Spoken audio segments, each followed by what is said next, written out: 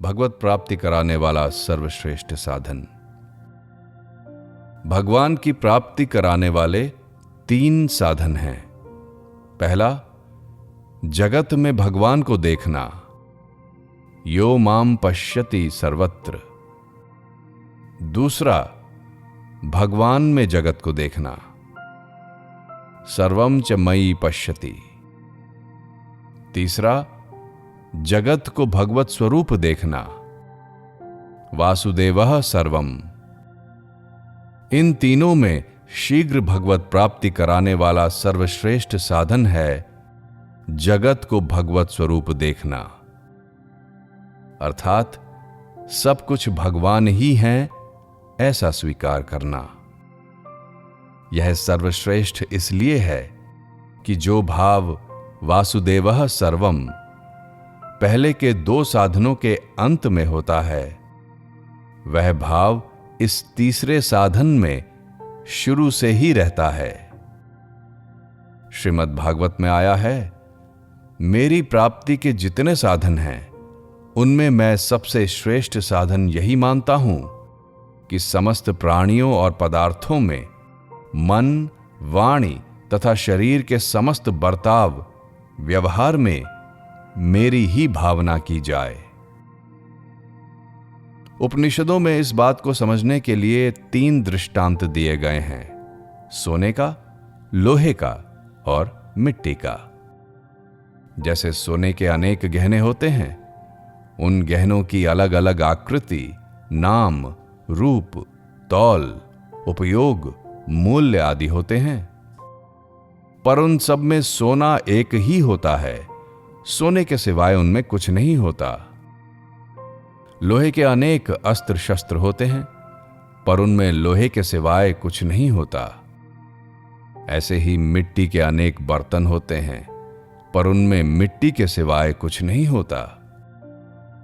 अतः जैसे सोने से बने हुए गहनों को सोना रूप से देखना है, लोहे से बने हुए अस्त्र शस्त्रों को लोहा रूप से देखना है, और मिट्टी से बने हुए बर्तनों को मिट्टी रूप से देखना है, ऐसे ही परमात्मा से उत्पन्न हुई सृष्टि को परमात्म रूप से देखना है।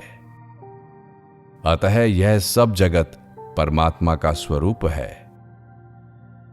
संसार की जितनी भी वस्तुएं हैं, उन सब के मूल में एक अनुत्पन्न वस्तु है जिसको मनुष्य बना नहीं सकता।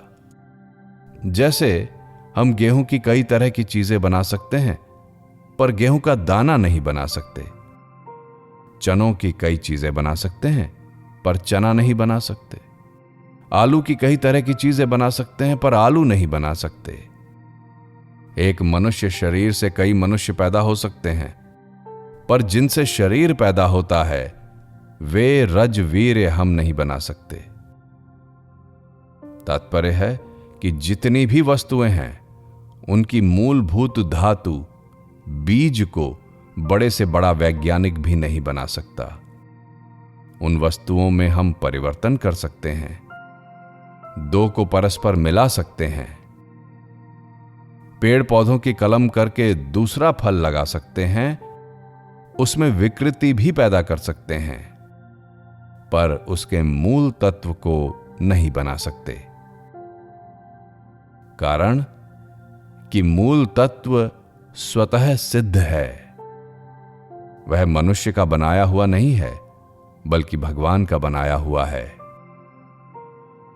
वे भगवान संपूर्ण संसार के आदि बीज हैं। गीता के अध्याय 10 में भगवान कहते हैं, हे अर्जुन, संपूर्ण प्राणियों का जो बीज है वह बीज मैं ही हूं। कारण कि मेरे बिना कोई भी चर अचर प्राणी नहीं है, अर्थात चर अचर सब कुछ मैं ही हूं। सांसारिक बीज तो वृक्ष से पैदा होता है, पर भगवान पैदा नहीं होते। इसलिए भगवान ने अपने को सनातन बीज कहा है।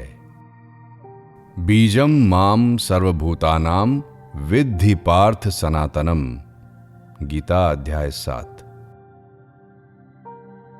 सांसारिक बीज तो वृक्ष को पैदा करके स्वयं नष्ट हो जाता है, पर भगवान अनंत सृष्टियों को पैदा करके भी स्वयं ज्यों के त्यों ही रहते हैं।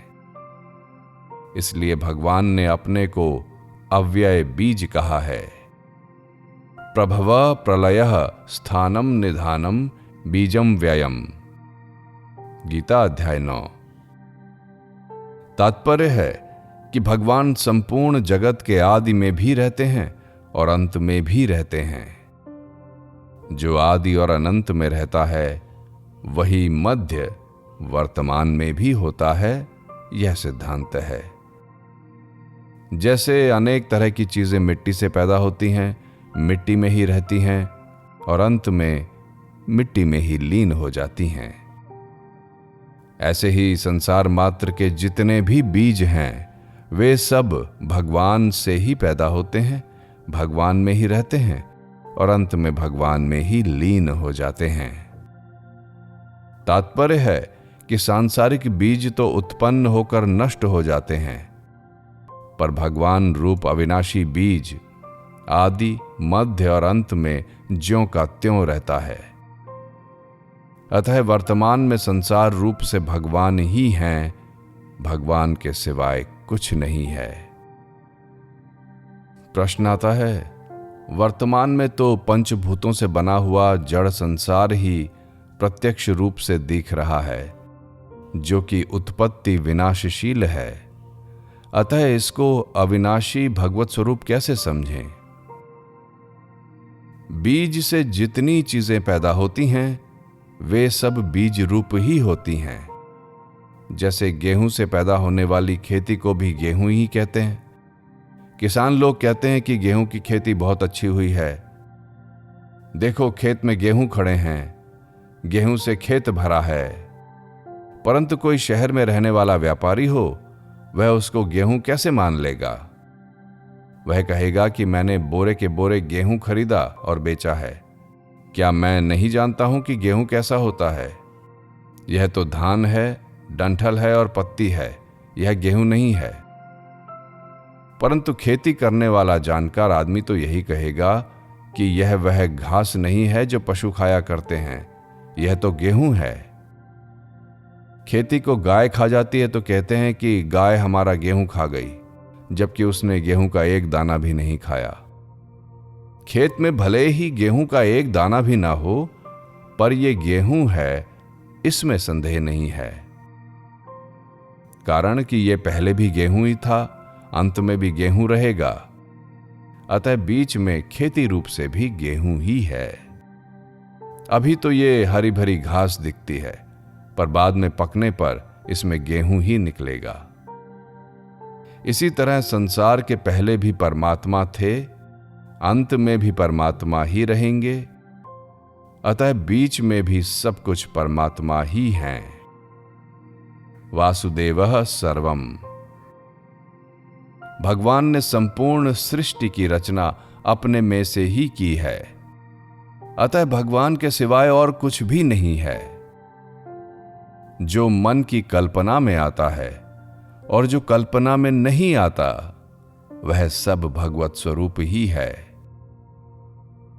जागृत और स्वप्न में जो कुछ देखते हैं वह सब केवल भगवान ही हैं। सत्य भी भगवान हैं, असत्य भी भगवान हैं और सत्य असत से परे भी भगवान ही हैं। जिनके चरण चिन्हों को भगवान ने अपने हृदय में धारण किया है, ऐसे पूज्य ब्राह्मण और श्वपाक यानी चांडाल दोनों ही भगवान के स्वरूप हैं। जैसे सोने से बने गणेश जी की लोग पूजा करते हैं और सोने से बने चूहे की पूजा नहीं करते, पर सुनहार की दृष्टि में दोनों का एक ही मूल्य भाव है। ऐसे ही ब्राह्मण और चांडाल, साधु और कसाई, गाय और कुत्ता, हाथी और चींटी, मिट्टी का ढेला और स्वर्ण, ये सब जाति, गुण, कर्म आदि के विषम होते हुए भी भक्त की दृष्टि में सम अर्थात भगवत स्वरूप ही हैं। वासुदेवः सर्वम।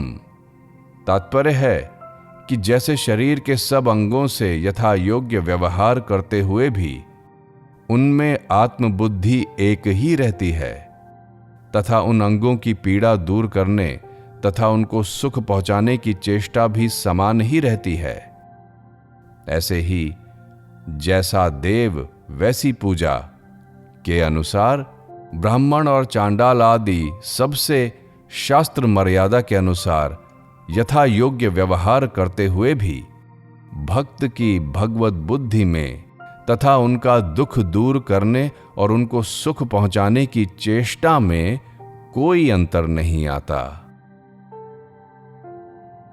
संसार में जो परिवर्तन दिखता है वह भगवान की ही एक झलक है, आभा है, स्फूर्ति है, लीला है। संसारी मनुष्य भगवान की उस झलक को देखकर उसमें फंस जाता है। भोग बुद्धि के कारण उसकी दृष्टि परिवर्तनशील संसार में ही अटक जाती है, भगवान तक नहीं जाती। जब सत्संग के प्रभाव से वह संसार से विमुख होकर भगवान के सम्मुख हो जाता है, तब भगवान विशेष कृपा करके उसको अद्वैत भक्ति अर्थात भगवत भाव प्रदान करते हैं। सब कुछ भगवान ही हैं, इससे बढ़कर कोई साधन नहीं है, कोई भजन नहीं है। इस भगवत भाव से भगवत प्राप्ति अत्यंत सुगम हो जाती है। इसी भगवत भाव का उपदेश देते हुए भगवान ब्रह्मा जी से कहते हैं, सृष्टि के पूर्व भी मैं ही था, मुझसे भिन्न कुछ भी नहीं था, और सृष्टि के उत्पन्न होने के बाद जो कुछ भी यह दृश्य वर्ग है वह मैं ही हूं। जो सत, असत और उससे परे है वह सब मैं ही हूं, तथा सृष्टि के बाद भी मैं ही हूं, एवं इन सब का नाश हो जाने पर जो कुछ बाकी रहता है वह भी मैं ही हूं। श्रीमद् भागवत अध्याय 2। गीता के अध्याय 10 में भगवान ने कहा है, संपूर्ण प्राणियों के आदि में भी मैं ही हूं, मध्य में भी मैं ही हूं और अंत में भी मैं ही हूं। इस प्रकार परमात्मा से पैदा हुई सृष्टि को परमात्मा का स्वरूप जानना ज्ञान है।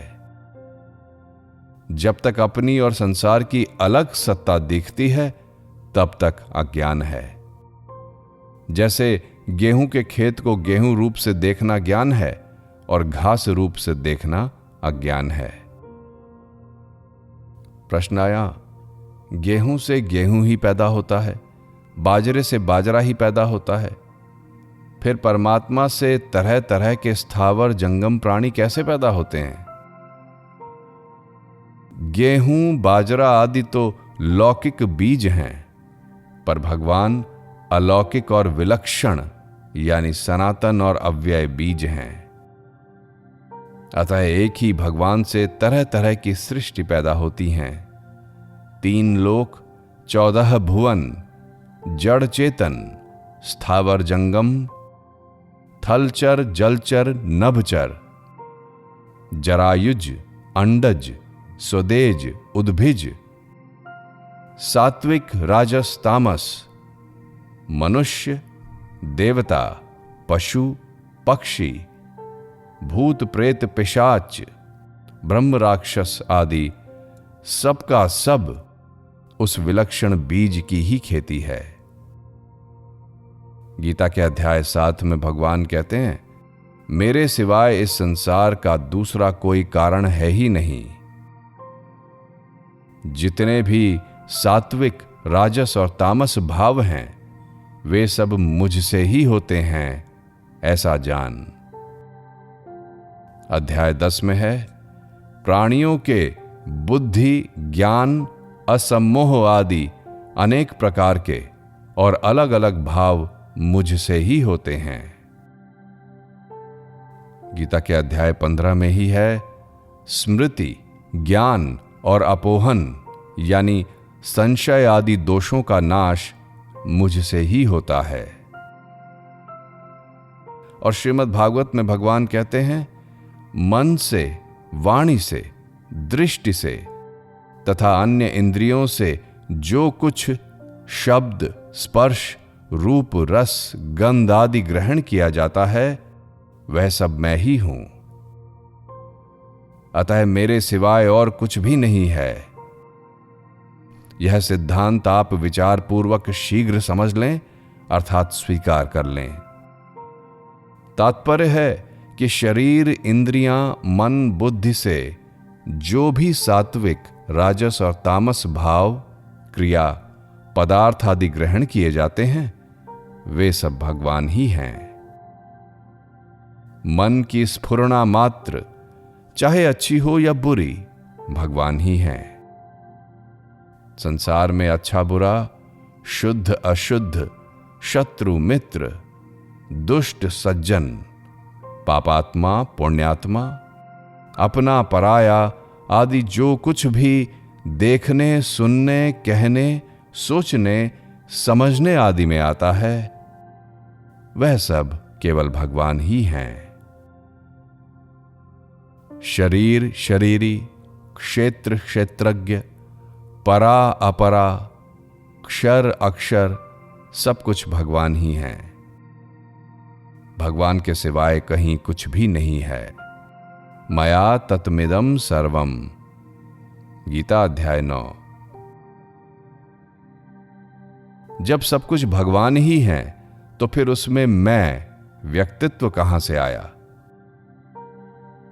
मैं है ही नहीं, केवल तू ही तू है। तू तू करता तू भया, मुझ में रही न हूं। वारी फेरी बली गई, जित देखूं तित तू। जैसे ज्ञान की दृष्टि से गुण ही गुणों में बरत रहे हैं, गुणा गुणेषु वर्तन्ते, ऐसे ही भक्ति की दृष्टि से भगवान की वस्तु ही भगवान के अर्पित हो रही है। जैसे कोई गंगा जल से गंगा का पूजन करे, दीपक से सूर्य का पूजन करे, पृथ्वी से उत्पन्न होने वाले पुष्पों से पृथ्वी का पूजन करे, ऐसे ही भगवान की वस्तु से भगवान का ही पूजन हो रहा है।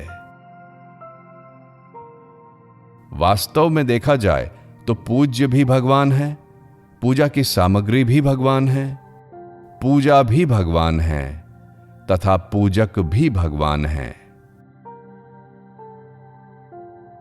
गीता के अध्याय 9 में भगवान कहते हैं, क्रतु भी मैं हूं, यज्ञ भी मैं हूं, स्वधा भी मैं हूं, औषध भी मैं हूं, मंत्र भी मैं हूं, घृत भी मैं हूं, अग्नि भी मैं हूं और हवन रूप क्रिया भी मैं हूं। इस प्रकार सब जगह भगवान को देखने से साधक के राग द्वेष रहते ही नहीं। कारण कि जब सब कुछ भगवान ही हैं तो फिर राग द्वेष कौन करे और किससे करे?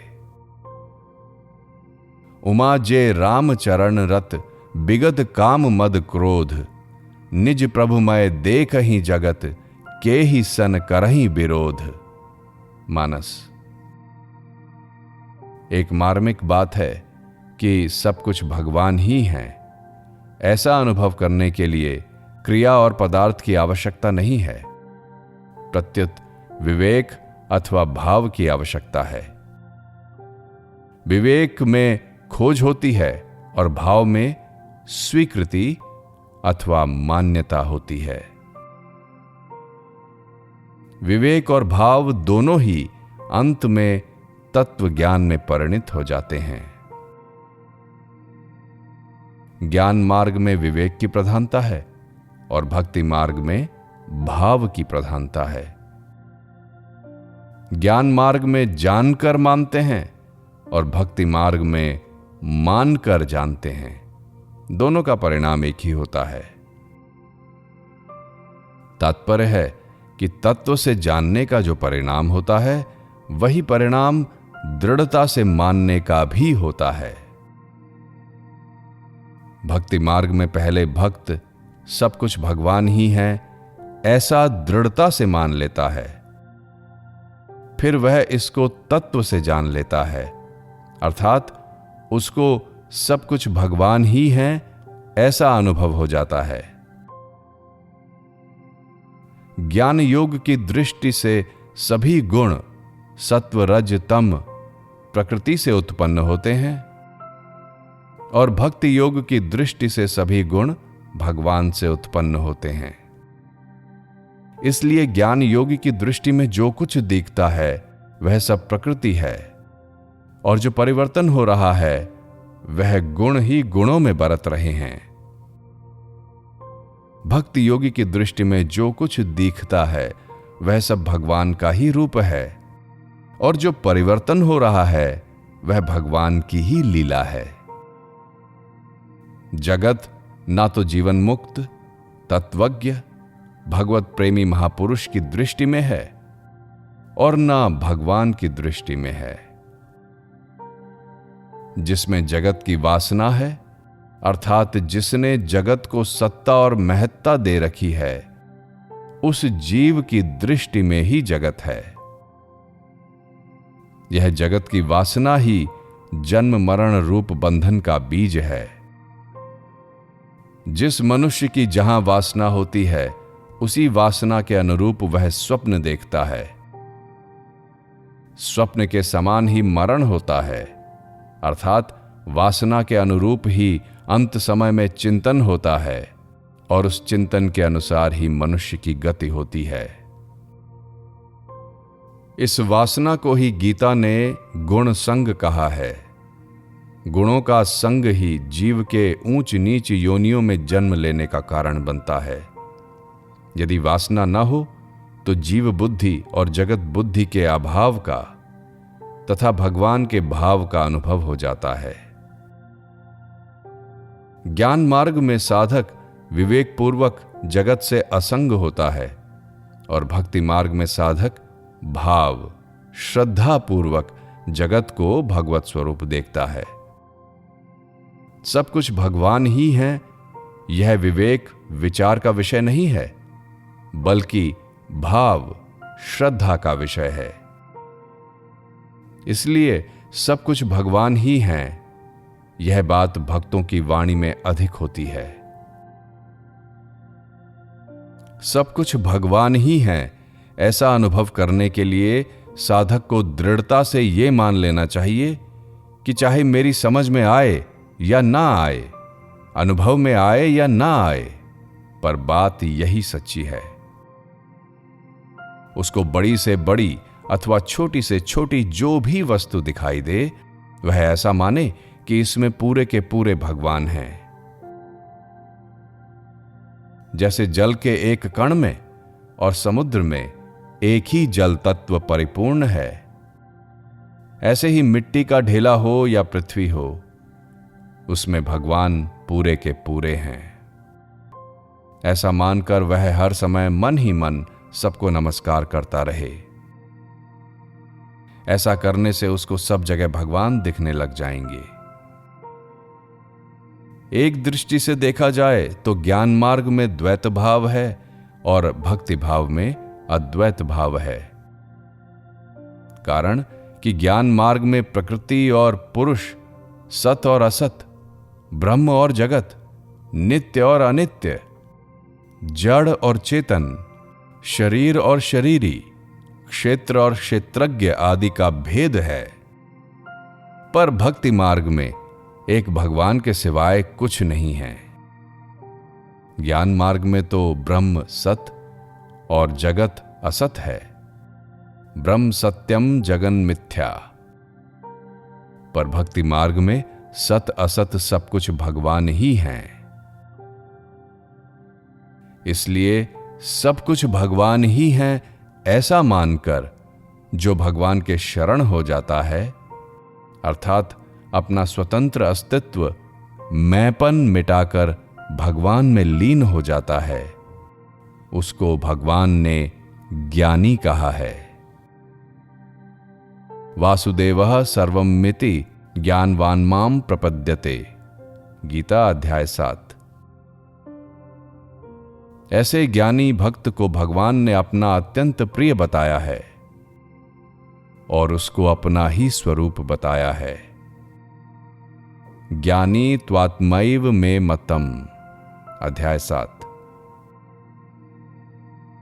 तात्पर्य यह हुआ कि विवेक से भी भाव तेज है, अतः भावपूर्वक जगत को भगवत स्वरूप देखना सर्वश्रेष्ठ साधन है।